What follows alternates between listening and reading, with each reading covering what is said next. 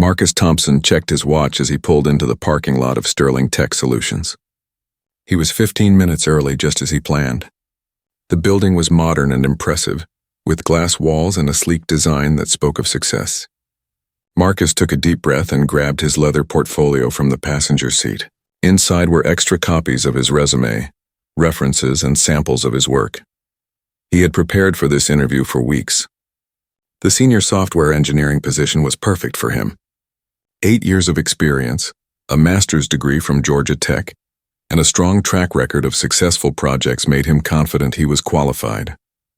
Still, his stomach felt tight as he walked toward the entrance. He had been through many interviews before, and not all of them had gone well. The lobby was bright and welcoming. Large windows let in natural light, and the furniture was expensive looking. Marcus noticed several framed awards on the walls. One caught his eye: Excellence in Workplace Diversity 2023. Another read Top 100 Inclusive Companies.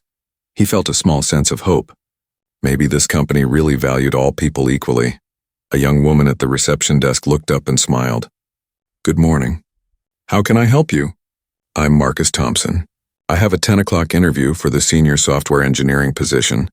She typed on her computer and nodded. "Yes, Mr. Thompson, please have a seat. Someone will be with you shortly." Marcus sat in one of the comfortable chairs and tried to stay calm. He reviewed his talking points in his mind. He would discuss his work on artificial intelligence systems at his previous company. He would mention the team of 12 engineers he had led successfully. He would explain his vision for the future of technology and how he could contribute to Sterling Tech. After a few minutes, 2 people emerged from a hallway. A man and a woman, both white and in their 30s, approached him with professional smiles. The man wore a dark blue suit and the woman wore a gray blazer and skirt. "Marcus Thompson?" the man asked, extending his hand. "I'm Blake Henderson, senior recruiter." "Jennifer Walsh," the woman added, also shaking his hand. "I'm the lead talent acquisition specialist." Marcus shook both their hands firmly and smiled. "Pleased to meet you both." "Follow us, please," Blake said, gesturing toward the hallway. As they walked, Marcus noticed the walls were decorated with photos of employees. Most of them were white. A few showed people of other races, always positioned at the edges of group photos. It was a detail most people might miss, but Marcus had learned to notice such things. They entered a conference room with a long table and comfortable chairs. A large window overlooked the city. Blake and Jennifer sat on one side of the table, and Marcus sat across from them. He placed his portfolio on the table and folded his hands, ready to begin. "So, Marcus," Jennifer started, looking at a paper in front of her. "Thank you for coming in today. We've reviewed your resume and we'd like to learn more about your experience." "I appreciate the opportunity," Marcus replied. "I'm excited to discuss how my skills could benefit Sterling Tech." Blake leaned back in his chair. "Why don't you start by telling us about your current role?" Marcus began to speak, keeping his voice steady and confident. "I currently work as a lead software engineer at DataCore Systems. I've been there for 5 years. Before that, I spent 3 years at TechStream Solutions. In my current role, I lead a team of 12 engineers working on artificial intelligence systems for data analysis." He noticed Jennifer's eyes flicker with something he couldn't quite identify. She wrote something on her notepad, but didn't look particularly impressed. Blake nodded slowly, his expression neutral. "Our main project over the past 2 years," Marcus continued, "has been developing a machine learning platform that helps businesses predict market trends. We reduced processing time by 40% and improved accuracy by 35%. The system now serves over 200 clients." "Interesting," Blake said, though his tone suggested it was anything but. "And you said you lead this team?" "Yes, I'm the team lead. I manage project timelines, assign tasks, conduct code reviews, and work directly with clients to understand their needs." Jennifer glanced at Blake, then back at Marcus. "How did you get into that leadership position?" The question felt strange. Marcus wondered why she was asking about how he became a leader, rather than what he did as one. "I was promoted from senior engineer after successfully delivering 3 major projects ahead of schedule and under budget. My manager felt I had demonstrated strong technical skills and leadership potential." "I see," Jennifer said, making another note.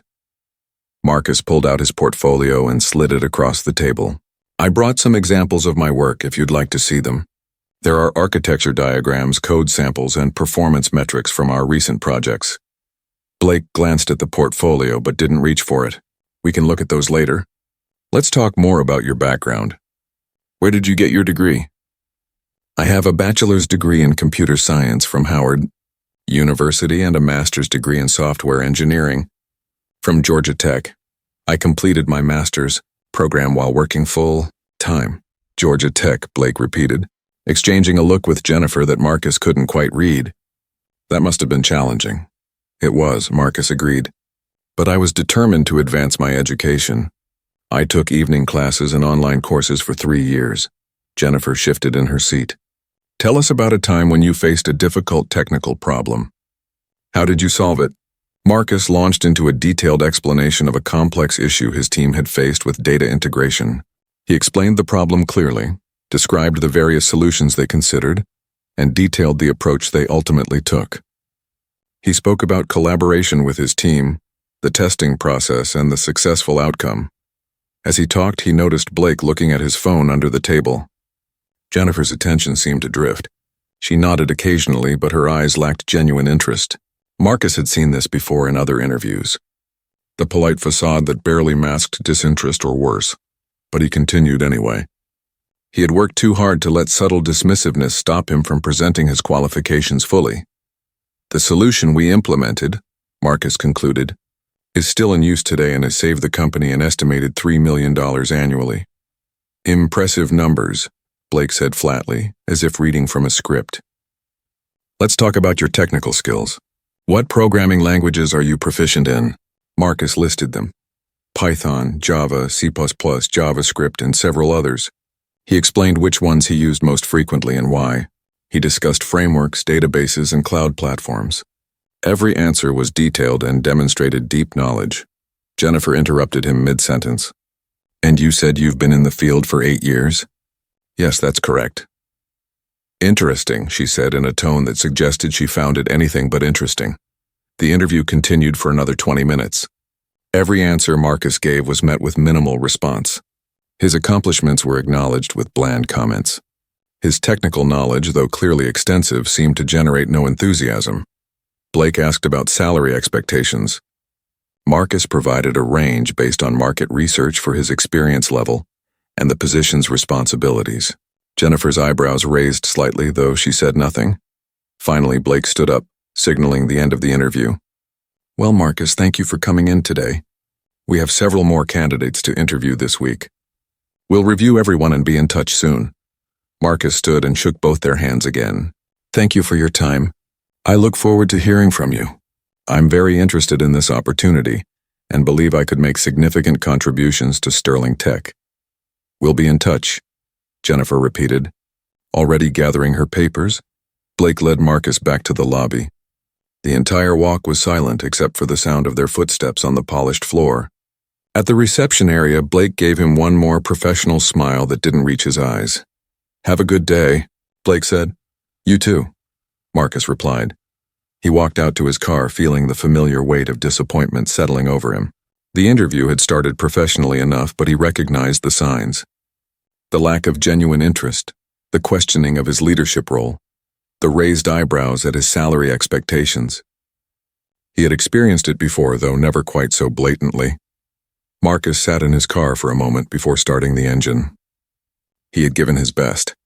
His qualifications were solid. His experience was relevant. But he knew deep down that none of that might matter to Blake and Jennifer. He drove away from Sterling Tech Solutions, already mentally preparing for the rejection that would likely come. What he didn't know was that inside that building, in the conference room he had just left, Blake and Jennifer's professional masks were about to drop completely. Blake Henderson closed the conference room door and walked back to where Jennifer Walsh still sat. The moment the door clicked shut, his professional smile disappeared. He loosened his tie and dropped into his chair with a heavy sigh. Well, that was a waste of an hour, he said, shaking his head. Jennifer leaned back in her chair and laughed. Tell me about it. Did you see his face when I asked about his salary expectations? Like he actually thinks he's worth that much. Blake picked up Marcus's resume and looked at it with mock seriousness. 8 years of experience, he said, his voice dripping with sarcasm. Leading a team of 12 engineers. Sure, buddy, right? Jennifer rolled her eyes. I mean, come on. We all know how he probably got those positions. Diversity hire, 100%. Blake stood up and began pacing, imitating Marcus's confident posture and hand gestures from the interview. He made his voice deeper, mocking the way Marcus had explained his technical achievements. I reduced processing time by 40%, he said in an exaggerated tone.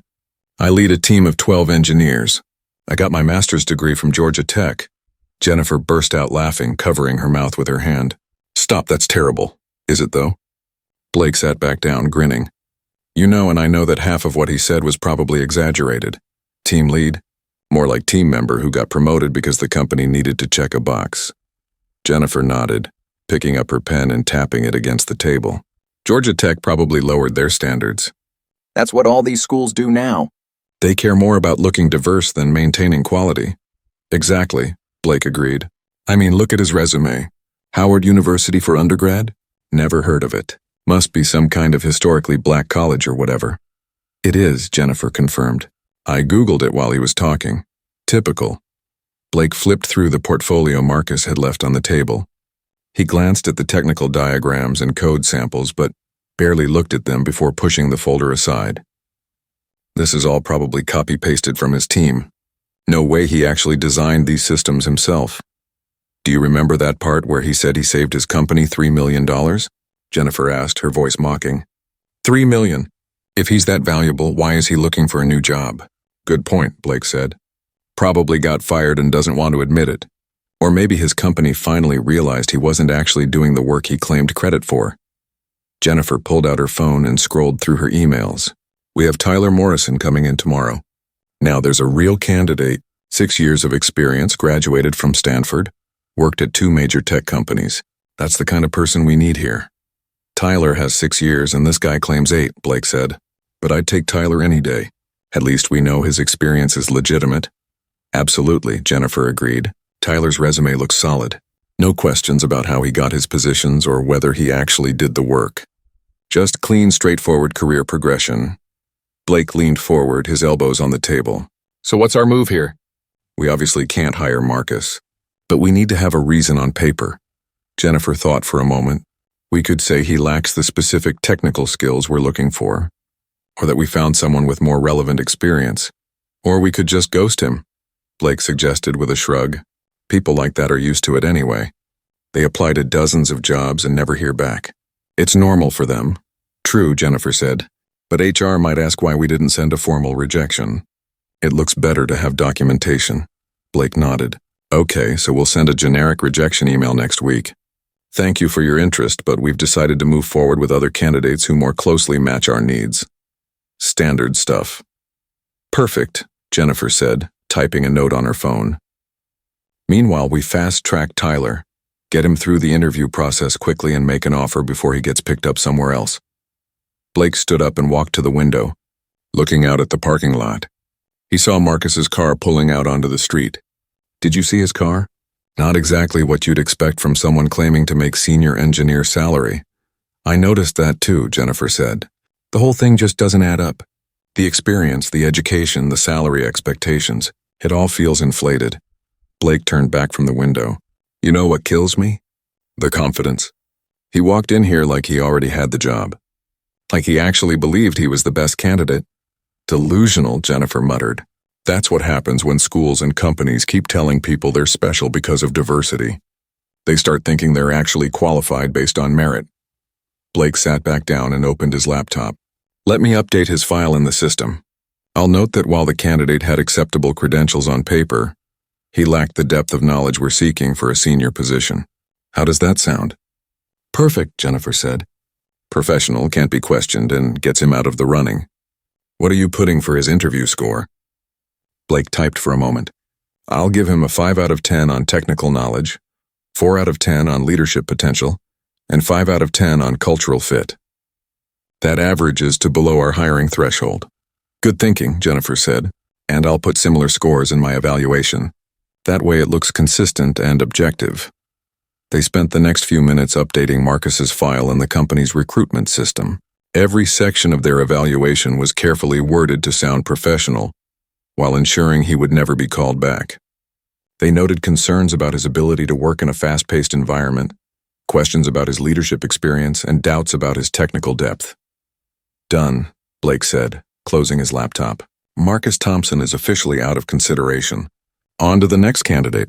Jennifer checked her schedule. We have 2 more interviews this afternoon. Lisa Chen at 2 and Jamal Williams at 3:30. Blake groaned.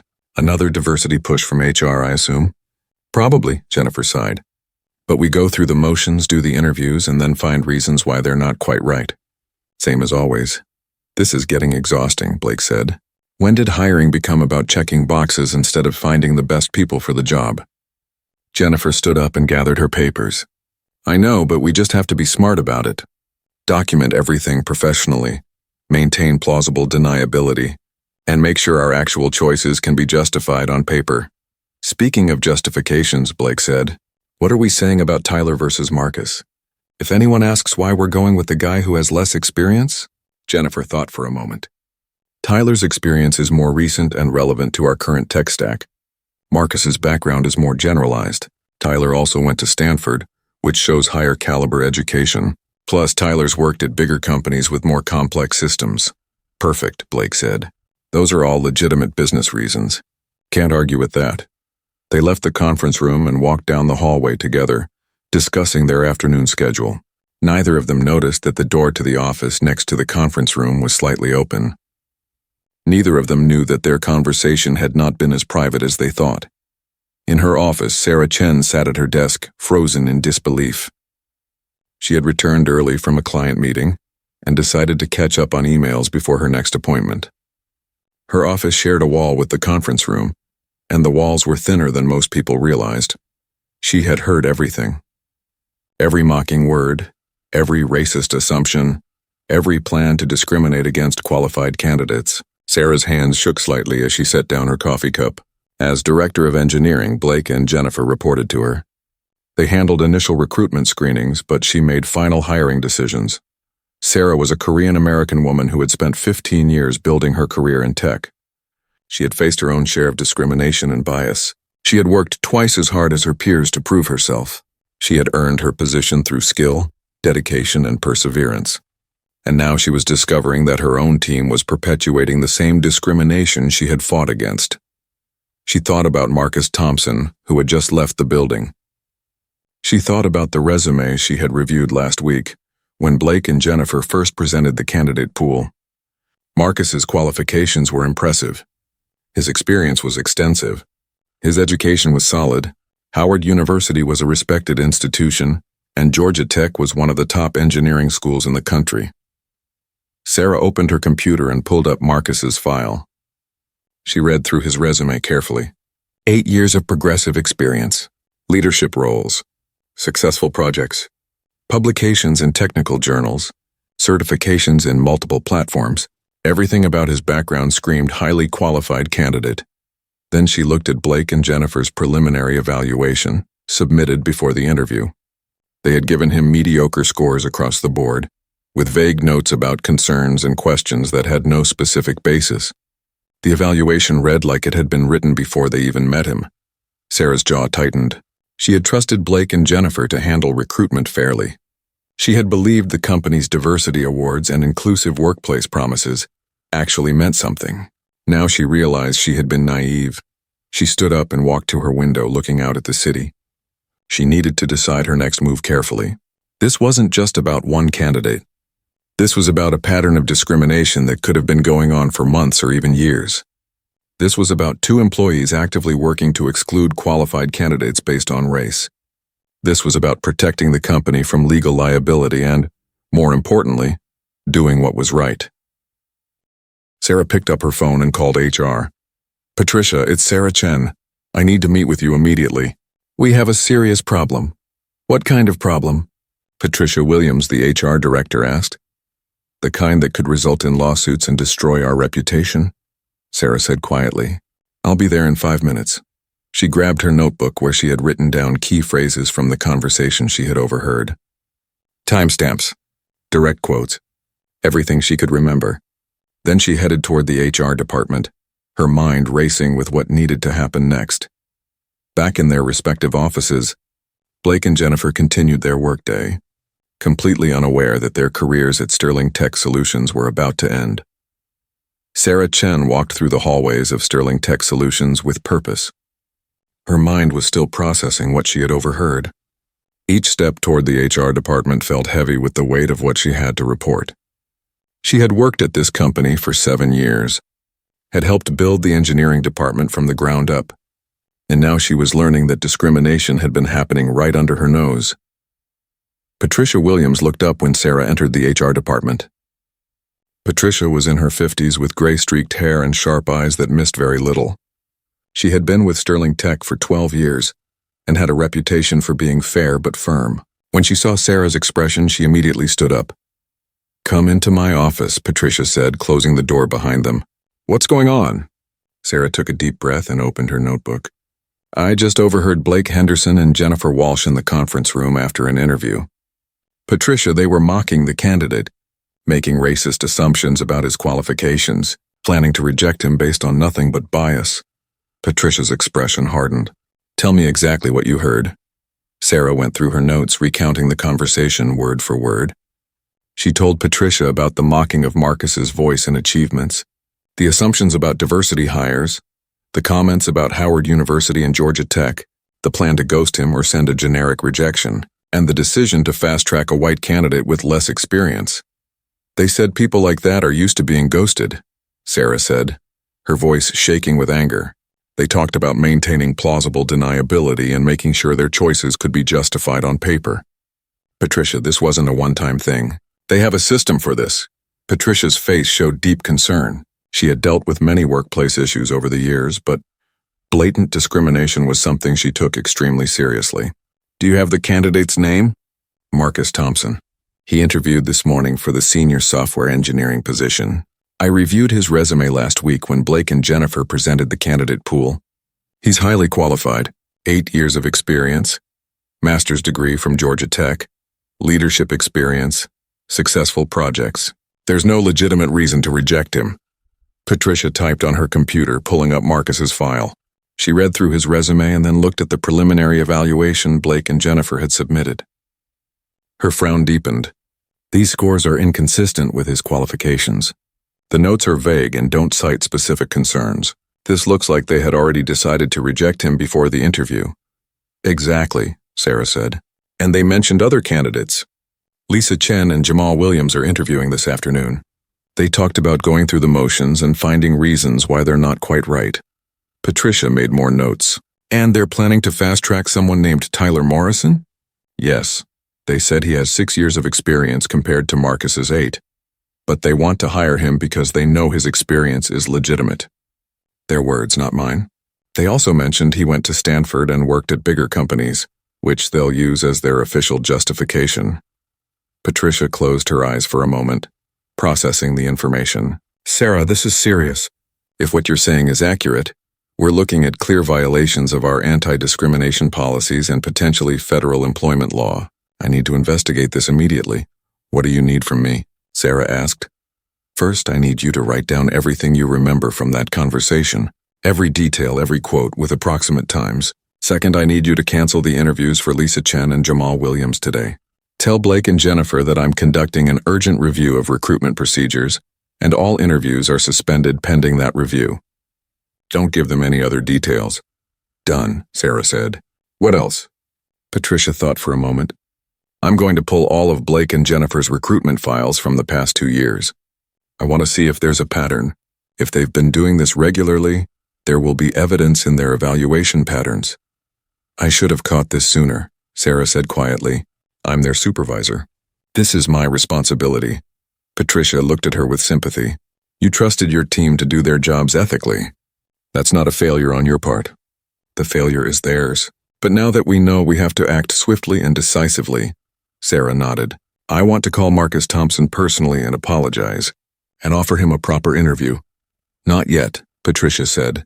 "We need to complete the investigation first. We need to document everything properly. But yes, we will absolutely make this right with him, and with any other candidates they may have discriminated against." Sarah left the HR office and went straight to Blake's desk. He was on his phone, laughing about something. When he saw Sarah, he quickly ended the call. "Hey, Sarah," he said with a smile. "What's up?" "I need you and Jennifer in my office." "Now," Sarah said, her tone leaving no room for argument. Blake's smile faltered. "Is everything okay?" "My office now." Sarah walked away without waiting for a response. Blake looked confused but stood up and went to find Jennifer. They met outside Sarah's office a few minutes later, both looking uncertain. "Come in and close the door," Sarah said. They sat down across from her desk. Sarah looked at both of them, her expression neutral but her eyes cold. She had decided not to tell them what she knew yet. Patricia had advised her to suspend them immediately and let HR conduct the formal investigation. "I'm suspending both of you. Effective immediately, pending an HR investigation," Sarah said calmly. Blake's face went pale. "What? Why? What investigation?" "Patricia Williams will explain everything. You need to go to her office right now. You'll need to surrender your access badges and any company materials you have. Your company email and systems access will be deactivated within the hour." Jennifer's mouth opened and closed. "Sarah, I don't understand. What did we do?" "HR will explain," Sarah repeated. "This is not a discussion. Go to Patricia's office now." Blake stood up, his hands shaking slightly. "This is crazy. We haven't done anything wrong. We've been doing our jobs, have you?" Sarah asked quietly. "Have you really been doing your jobs fairly and ethically?" Blake and Jennifer exchanged glances. Something in Sarah's tone made them realize she knew something, but they didn't know how much. "Patricia's office, now," Sarah said again.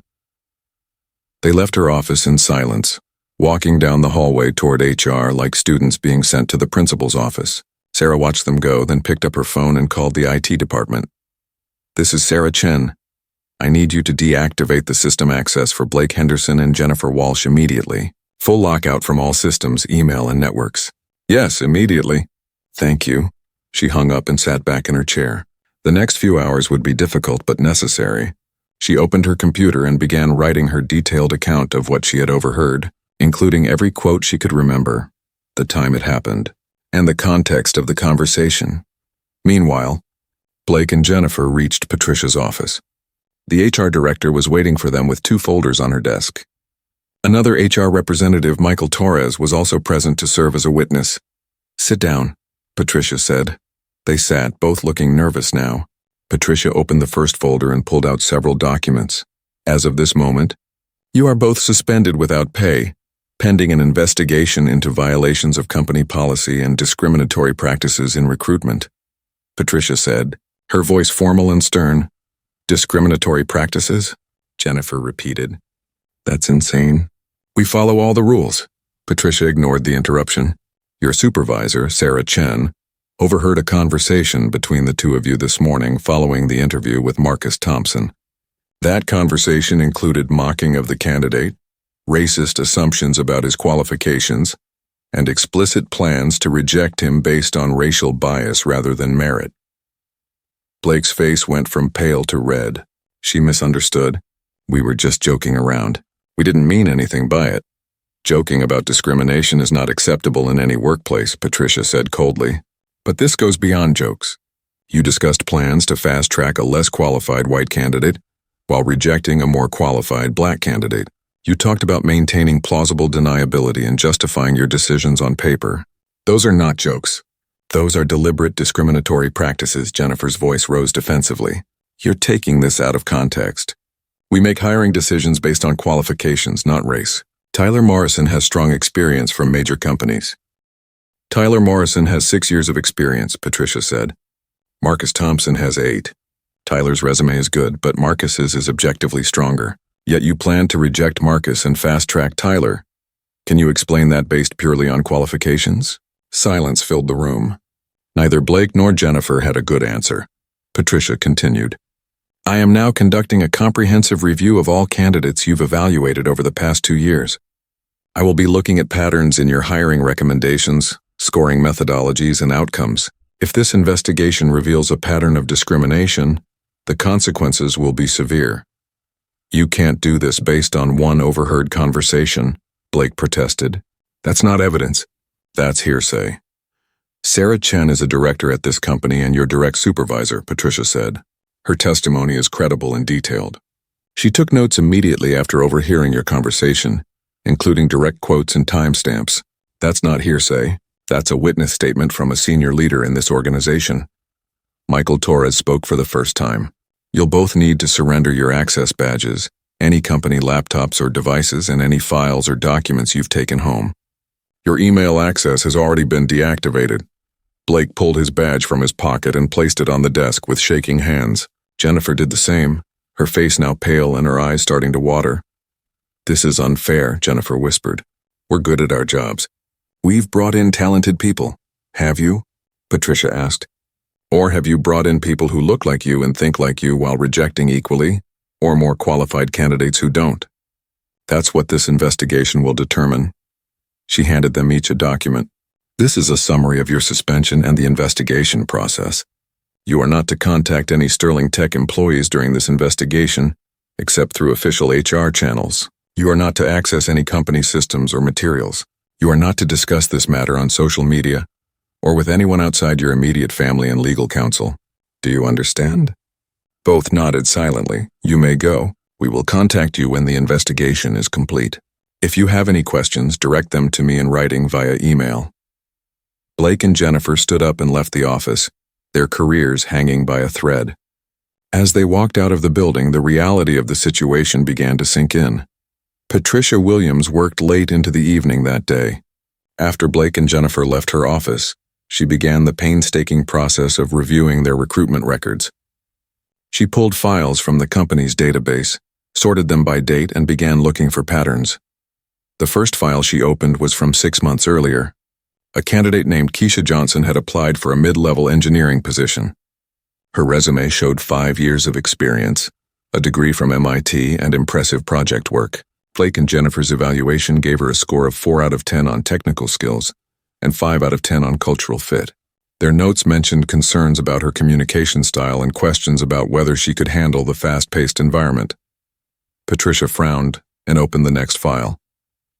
The position had been filled by a candidate named Brad Cooper. 4 years of experience, a degree from a state university, and good but not exceptional project history. Blake and Jennifer had given him an 8 out of 10 on technical skills and 9 out of 10 on cultural fit. Their notes praised his professionalism and enthusiasm. She continued through the files, and a clear pattern emerged. Candidates with traditionally Black, Hispanic, or Asian names consistently received lower scores than white candidates with equal or even lesser qualifications. The evaluation notes for minority candidates always included vague concerns or questions. Words like concerns about fit, questions about experience depth, and uncertainty about communication style appeared repeatedly. White candidates received glowing evaluations with specific praise. Strong technical knowledge, excellent team player, great culture fit, impressive background. Patricia created a spreadsheet and began entering data. Over 2 years, Blake and Jennifer had evaluated 147 candidates. Of those, 38 were people of color based on their names and, in some cases, their university backgrounds. Only 3 of those 38 had been recommended for hiring. Of the 109 white candidates, 62 had been recommended for hiring. The numbers told a damning story. When Patricia adjusted for qualifications, the bias became even clearer. Several minority candidates with master's degrees and extensive experience had been rejected, while white candidates with bachelor's degrees and less experience were hired. Patricia found the file that disturbed her most. 8 months earlier, a candidate named James Anderson had applied for a senior position. His resume was outstanding: 12 years of experience, patents in his name, published research, and a PhD from Carnegie Mellon. Blake and Jennifer's evaluation gave him mediocre scores with notes about concerns regarding his ability to work in a collaborative environment and questions about his leadership style. The position had gone to a candidate named Scott Williams with 8 years of experience and no advanced degree. Patricia knew Scott. He was a decent engineer but not exceptional. How could Blake and Jennifer have passed on someone with James Anderson's credentials? She found a complaint buried in an old email folder. James Anderson had sent a formal complaint after being rejected, stating he felt the interview process was biased and discriminatory. The complaint had been reviewed by Blake, who had responded with a polite but dismissive email saying all candidates were evaluated fairly based on qualifications and fit. The matter had been closed without further investigation, Patricia printed the email and added it to her growing file of evidence. She felt sick thinking about how many talented people had been rejected unfairly, how many careers had been impacted, how many people had lost opportunities because of Blake and Jennifer's bias. She called Sarah Chen at 8 o'clock that evening. "I've been reviewing the files. It's worse than we thought. How bad?" Sarah asked. "Systematic discrimination over at least 2 years. The pattern is clear and consistent. Minority candidates scored lower regardless of qualifications. White candidates scored higher and were recommended at much higher rates. I found multiple cases where exceptionally qualified minority candidates were rejected, while less qualified white candidates were hired." Sarah was silent for a moment. "What's our next step?" "I'm preparing a full report for the CEO. This goes beyond just Blake and Jennifer. This is a failure of our oversight systems. We should have caught this sooner. I need to present recommendations for how we prevent this from happening again." "What about Marcus Thompson?" Sarah asked. "And the other candidates who were discriminated against?" "I'm making a list of everyone who should be contacted. We need to reach out to them, apologize, and offer them proper consideration for positions. Some may have already taken other jobs, but we need to make the effort." "I want to be part of those conversations," Sarah said, "especially with Marcus. This happened in my department. I need to take responsibility." "We'll do it together," Patricia agreed. "But first I need to complete this investigation formally. I'm meeting with the CEO tomorrow morning." The next morning, Patricia presented her findings to Robert Jameson, the CEO of Sterling Tech Solutions. Robert was a serious man in his 60s who had built the company from a small startup to a mid-sized tech firm with 300 employees. He prided himself on running an ethical business. He listened to Patricia's presentation in silence, his expression growing darker as she went through the evidence. When she finished, he sat back in his chair and rubbed his temples. "This is a nightmare," he said quietly, "not just morally but legally. If any of these rejected candidates decide to sue, we could face serious liability." "That's true," Patricia acknowledged. "But beyond the legal issues, this is a fundamental failure of our values. We claim to value diversity and inclusion. We have awards on our walls, but we've been allowing discrimination to happen in our own recruitment process." "What do you recommend?" Robert asked. Patricia handed him a document. "Immediate termination of Blake Henderson and Jennifer Walsh. No severance beyond what's legally required. A comprehensive review of all our HR practices. Mandatory bias training for everyone involved in hiring. New oversight mechanisms for recruitment, and personal outreach to every candidate who was discriminated against." "Termination," Robert repeated. "That's the strongest action we can take." "It's the only appropriate action," Patricia said firmly. They didn't make one mistake. They created a system of discrimination and actively worked to hide it. They talked about maintaining plausible deniability. This was intentional, calculated bias. Anything less than termination sends the wrong message to our employees and exposes us to continued liability. Robert nodded slowly. "Do we have enough evidence to make termination stick? Will they try to fight it?" "I have documentation of everything," Patricia said. Sarah Chen's witness statement with direct quotes. The pattern in their evaluation scores over 2 years. The buried complaint from James Anderson. Their own notes in the files showing inconsistent standards. If they try to fight this, we'll win. But more importantly, it's the right thing to do. "All right," Robert said. "Prepare the termination letters. I'll sign them today. What about our exposure to lawsuits from the rejected candidates?" "That's harder to predict," Patricia admitted. "We should contact our legal counsel and prepare for possible claims. But the best thing we can do is reach out proactively, admit our failure, and try to make it right. Some people may still sue, but showing good faith effort to correct the problem will help our position." Robert stood up and walked to his window. "You know, we put those diversity awards on our walls. We talk about inclusion in every company meeting. And meanwhile, this was happening right under our noses. How did we miss it?" "We trusted people to do their jobs ethically," Patricia said. "And we didn't have strong enough oversight systems in place.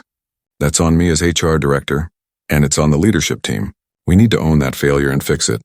"What do we tell the company?" Robert asked. "The truth. We discovered discrimination in our hiring process. We investigated. We took decisive action. We're implementing new safeguards. And we're committed to making this right."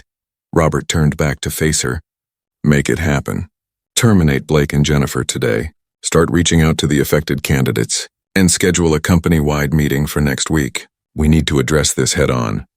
Patricia left the CEO's office and returned to her own. She drafted termination letters for Blake and Jennifer, detailing the reasons for their dismissal: violation of company anti-discrimination policies, engaging in discriminatory hiring practices, creating a hostile environment for candidates based on race, and failing to uphold the company's values and ethical standards. Michael Torres helped her prepare the final documentation. By early afternoon, everything was ready. Patricia called Blake first. "Blake, this is Patricia Williams from HR. The investigation into your conduct has been completed. The company has decided to terminate your employment effective immediately for violation of anti-discrimination policies and engaging in discriminatory hiring practices." There was silence on the other end of the line. Then Blake's voice, angry and defensive. "This is ridiculous. You're ruining my career over a conversation you weren't even part of. I want to speak to a lawyer." "That's your right," Patricia said calmly. "We're sending you the formal termination letter via email and certified mail. It includes all the reasons for termination and documentation of our findings. Your final paycheck will be processed according to state law." "I'll fight this," Blake said. "This is unfair termination. The evidence is clear and documented," Patricia replied. "But you're welcome to consult with legal counsel." "Is there anything else?" Blake hung up without responding. Patricia made a note in the file and then called Jennifer. The conversation with Jennifer was different. When Patricia delivered the news, Jennifer began crying. "Please," Jennifer said through tears. "I have student loans. I need this job. I made a mistake, but I didn't mean to hurt anyone. Can't we do some kind of training or probation instead?" Patricia felt sympathy for Jennifer's distress, but the decision was final. "Jennifer, this wasn't one mistake. The investigation showed a 2-year pattern of discriminatory evaluations. Multiple qualified candidates were rejected because of bias. This behavior violated our core policies and values. The decision to terminate is final." "I'm sorry," Jennifer sobbed. "I'm really sorry. I didn't think about it like discrimination. I thought I was just doing my job." "That's part of the problem," Patricia said gently. "Discrimination often happens when people think they're just doing their jobs. But impact matters more than intent. Your actions harmed real people in their careers. The company can't accept that." After the calls were complete, Patricia turned her attention to the list of affected candidates. There were 23 people who appeared to have been discriminated against based on the evidence. Marcus Thompson was at the top of the list. She called Sarah Chen. "The terminations are complete. Are you ready to start reaching out to the candidates?" "Yes," Sarah said. "Let's start with Marcus." Sarah made the call from her office, with Patricia on the line as well. Marcus answered on the third ring, his voice cautious when he heard it was from Sterling Tech. "Mr. Thompson, this is Sarah Chen. I'm the Director of Engineering at Sterling Tech. Thank you for taking my call." "Okay," Marcus said carefully. "What can I do for you?" Sarah took a deep breath. "I'm calling to apologize. After your interview yesterday, I learned that the recruiters who interviewed you engaged in discriminatory behavior. I overheard them mocking you and making racist assumptions about your qualifications. They planned to reject you based on bias rather than merit." There was a long silence on the phone. Marcus sat in his home office processing what Sarah had just told him. He had suspected something was wrong during the interview, but hearing it confirmed out loud still hit hard. "I see," Marcus finally said, his voice carefully controlled. "And you're telling me this because?" Sarah heard the guardedness in his tone. She understood it. "Because you deserve to know the truth. Because what happened was wrong and unacceptable. And because I want to offer you a proper interview with me and the executive team. The people who interviewed you have been terminated. We've launched a full investigation into our hiring practices, and I want to personally ensure you get a fair evaluation." Marcus was quiet again. Sarah could almost hear him thinking through his response. "Miss Chen, I appreciate the call, but I've been through this before. Companies apologize, promise to do better, and nothing really changes. Why should this be different?" "That's a fair question," Sarah said honestly. "And I can't prove it to you with words. But I can tell you that I'm a woman of color who has faced discrimination in my own career.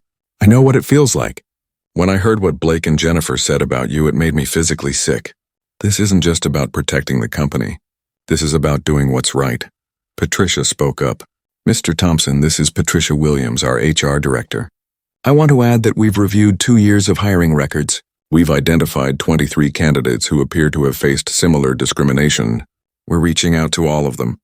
We're also implementing new oversight systems, mandatory bias training, and structural changes to prevent this from happening again. This isn't just talk. We're taking concrete action. Marcus stood up from his chair and walked to his window. 23 people, he said quietly. That's a lot of careers affected. A lot of people who probably blamed themselves when they didn't get the job. I know, Sarah said, and we can't undo that damage.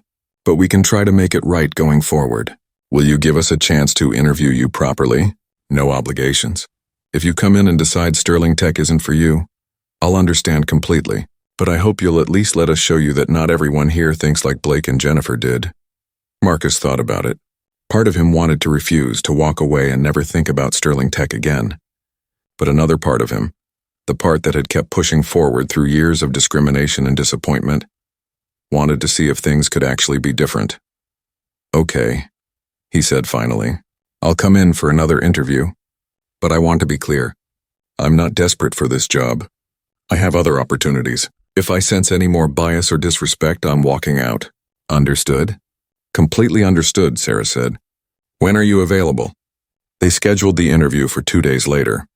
After the call ended, Marcus sat back down and stared at his computer screen.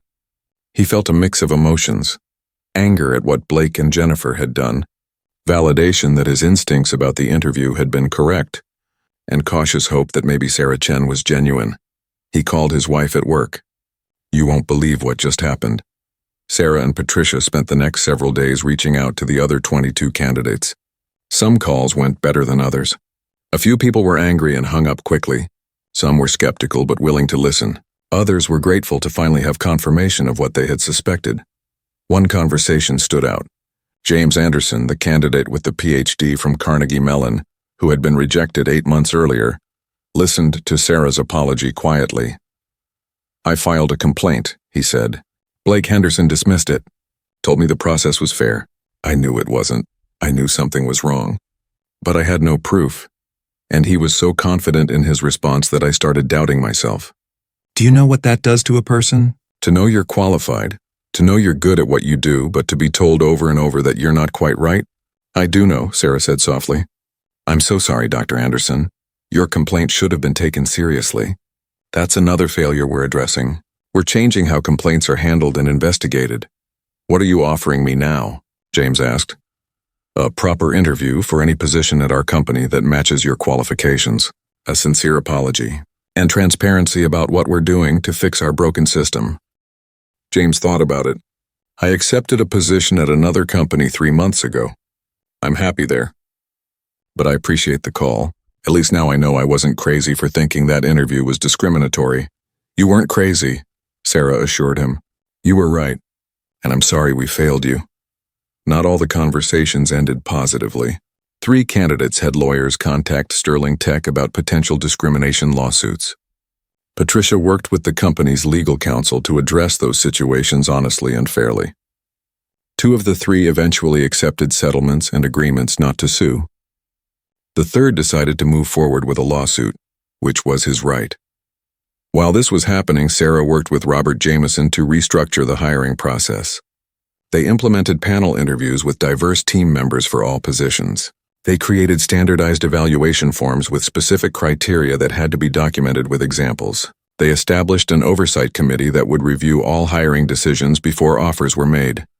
Sarah also insisted on conducting blind resume reviews for initial screening. Names, universities, and any identifying information would be removed before resumes were reviewed. Candidates would be evaluated purely on their experience, skills, and accomplishments. It's going to slow down our hiring process, Robert noted during a meeting. Yes, it will, Sarah agreed. But it will also make it fairer. And in the long run, that will make us a stronger company. We'll attract better talent because people will know we actually value diversity and merit. 2 days after the initial call, Marcus returned to Sterling Tech for his second interview. This time, Sarah met him in the lobby personally. She shook his hand warmly. Thank you for coming back, she said. I know this took courage. I'm still deciding if it was the right choice, Marcus said with a slight smile. Sarah led him to a different conference room. larger and brighter than the one where Blake and Jennifer had interviewed him. Already seated at the table were 3 people: David Park, the Chief Technology Officer, Keisha Morrison, a Senior Engineering Manager, and James Liu, a Lead Architect. "Marcus, let me introduce you to the team," Sarah said. "We'll be conducting this interview together." The atmosphere was completely different from his first interview. The questions were thoughtful and specific.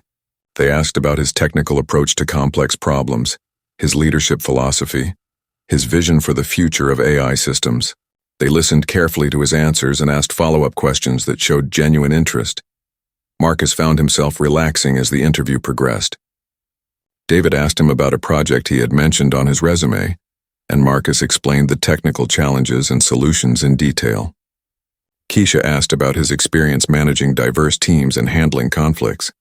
James presented a hypothetical technical problem and asked Marcus to walk through his approach. After an hour, Sarah asked the question that mattered most. "Marcus, what are you looking for in your next role? What would make Sterling Tech the right fit for you?" Marcus considered the question carefully. "I want to work somewhere that values my contributions based on what I can do, not on assumptions about who I am. I want to lead projects that matter and solve real problems.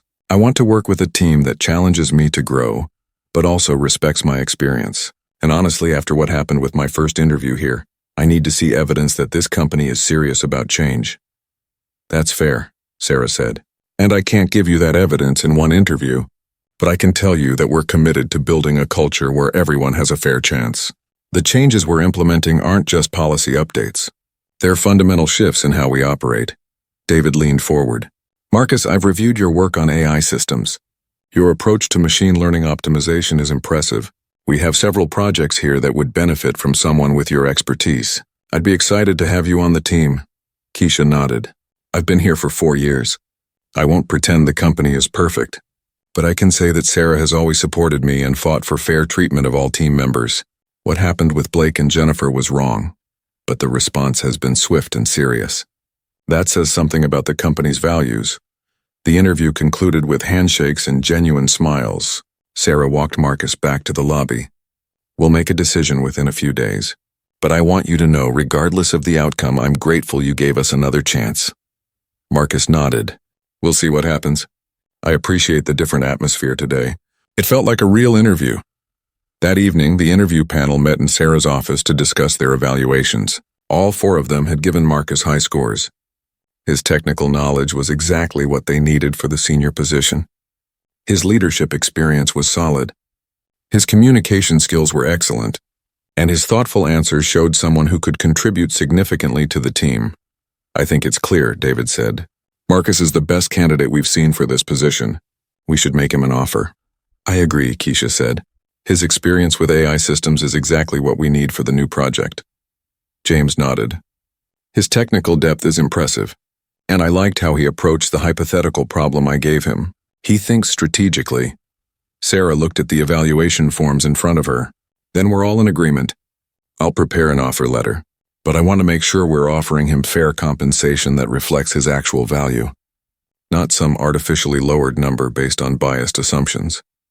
She pulled up salary data for senior engineers with 8 years of experience at comparable companies. She added a premium to account for Marcus's master's degree and his specific expertise in AI systems. The number she came up with was higher than what Blake and Jennifer had balked at during the first interview. "This is what he's worth," Sarah said, showing the team. "Are we comfortable with this number?" "Absolutely," David said. "It's competitive and fair. If we want top talent, we need to pay for it." Sarah drafted the offer letter that evening. In addition to the salary, she included a signing bonus, generous benefits, and a clear path for advancement. She wanted Marcus to know they valued him. The next morning she called him. "Marcus, we'd like to offer you the senior software engineering position. I'm sending over the formal offer letter, but I wanted to call you personally. The team was unanimously impressed with your interview. We believe you'd be a strong addition to Sterling Tech." Marcus was quiet for a moment. When he spoke, his voice was thoughtful. "Ms. Chen, can I ask you something?" "Of course. Why are you trying so hard? You fired the people who discriminated against me. You could have just moved on. Why go through all this effort to make it right?" Sarah thought about her own career. The obstacles she had faced, the times she had been dismissed or underestimated. Because I know what it's like to be judged unfairly. And because doing the right thing isn't just about avoiding lawsuits or bad publicity. It's about building a company where talented people like you want to work, where everyone has a fair chance to succeed. I can't change what Blake and Jennifer did, but I can make sure it doesn't define who we are as a company. Marcus opened the offer letter that evening at home. His wife, Angela, sat beside him on the couch as he read through it. The salary was fair, actually better than what he had expected. The benefits were comprehensive. The signing bonus was generous. Everything about the offer showed that Sterling Tech was serious. "What do you think?" Angela asked, reading over his shoulder. "The offer is good," Marcus admitted. "Really good. Better than I would have gotten if Blake and Jennifer had their way. But are you comfortable working there after what happened?" Angela knew her husband well. She could see the conflict in his eyes. Marcus set the letter down and thought about it. "Part of me wants to turn it down on principle. They hurt me, even if it was only Blake and Jennifer.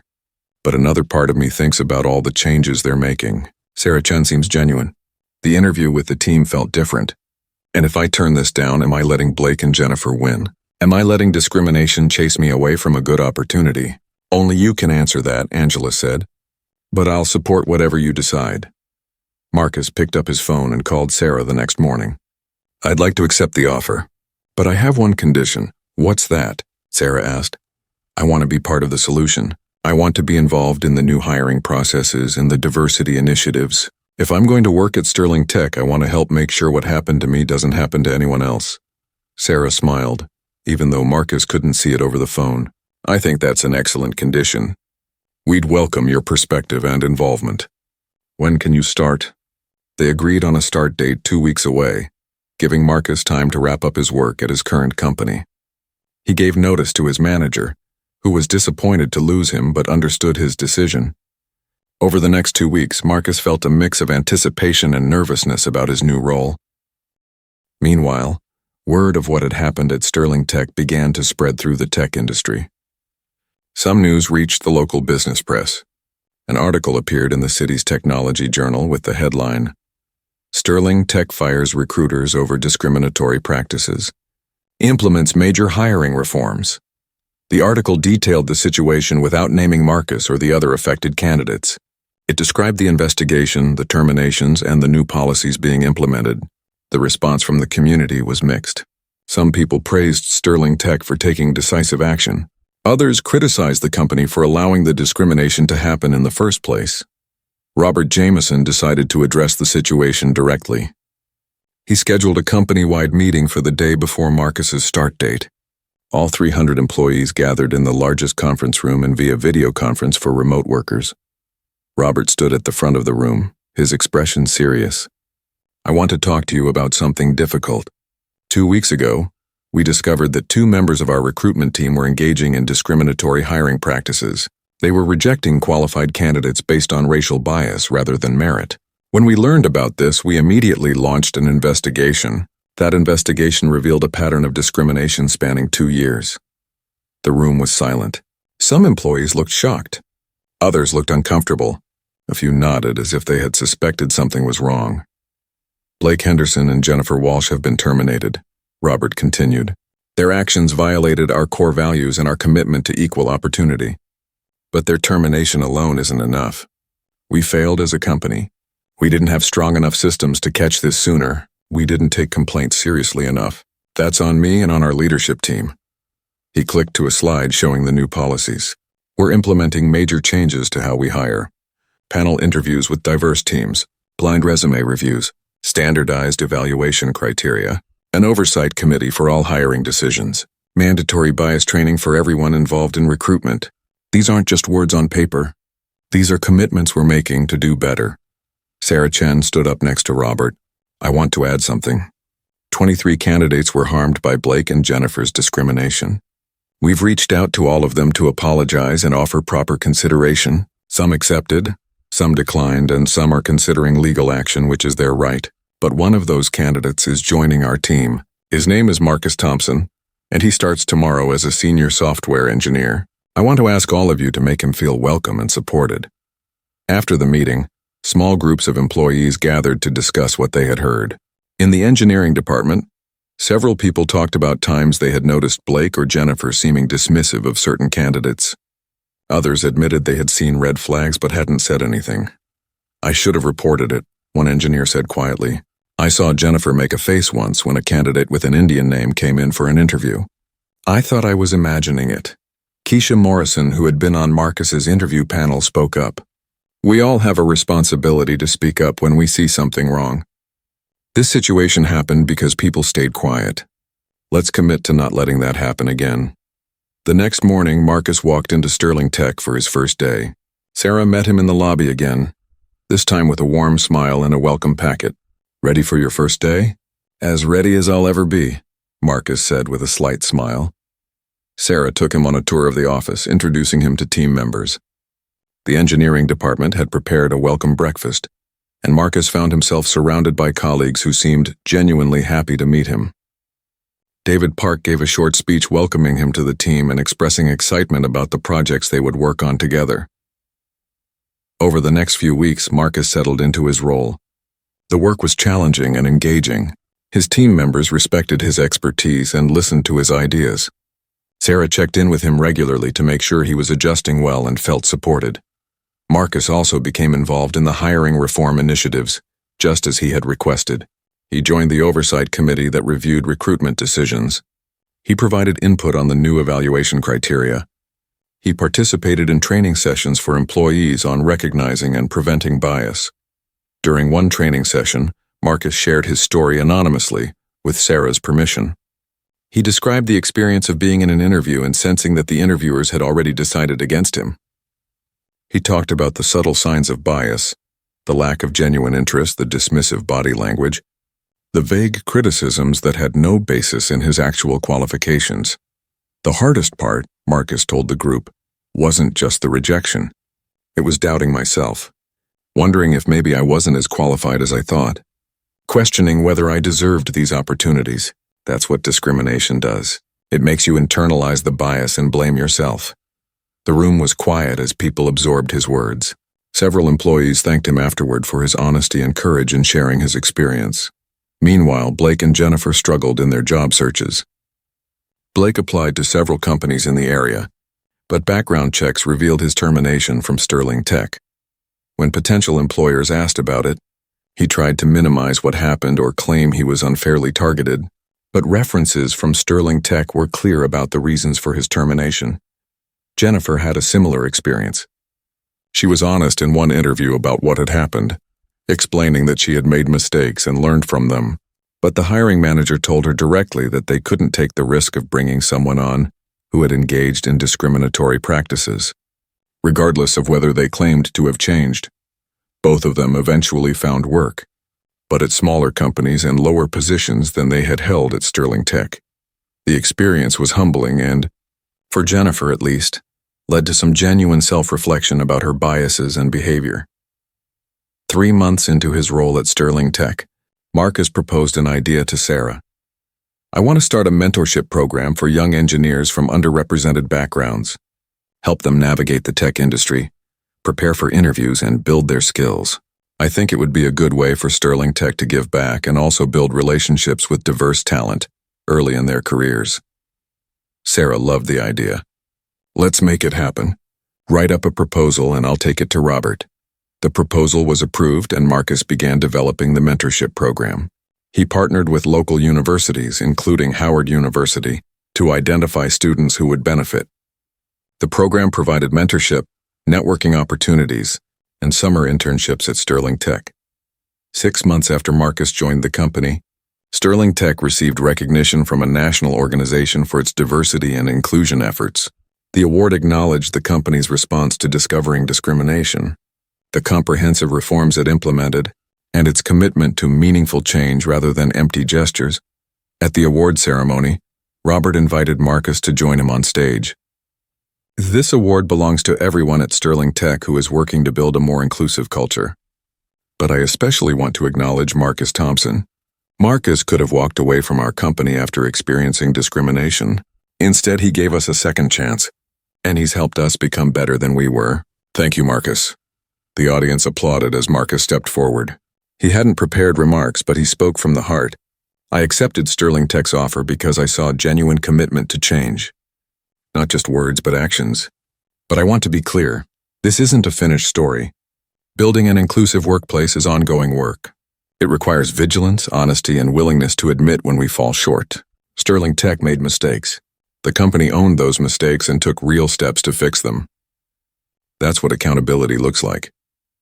After the ceremony, several other tech companies approached Marcus to ask about Sterling Tech's approach to hiring reform.